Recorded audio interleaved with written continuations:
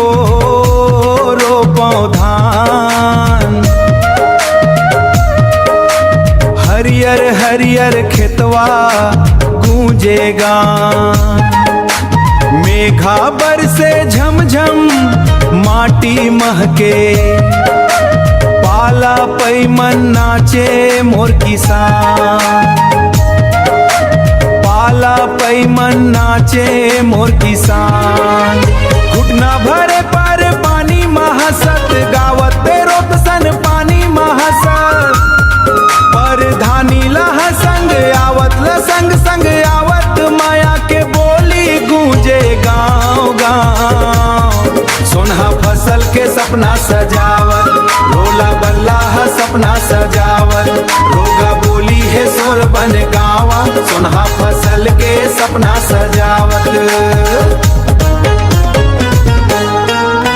रोपौ पौधान रे संगी हो रोपौ धान।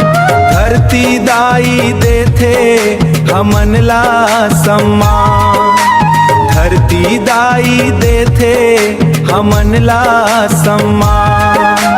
धरती दाई देथे हमन ला सम्मान।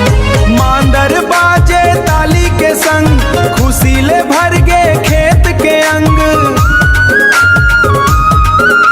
मेहनत के रंग एक दिन खिलही, धान के बाली झूमही उमंग। और पैरी गवाही देवे, धरती दैया शीस बरसावे।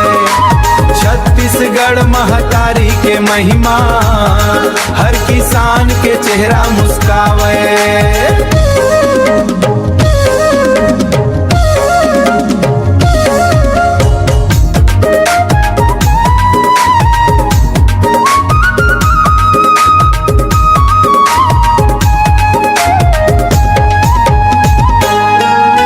रोपई के दिन आइस रे भैया, मिलके गाबो मायाइस रे भैया। मिलके गाबो माया के गैया,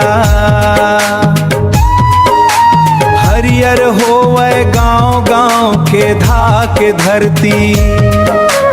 जय हो छत्तीसगढ़ महतारी मैया।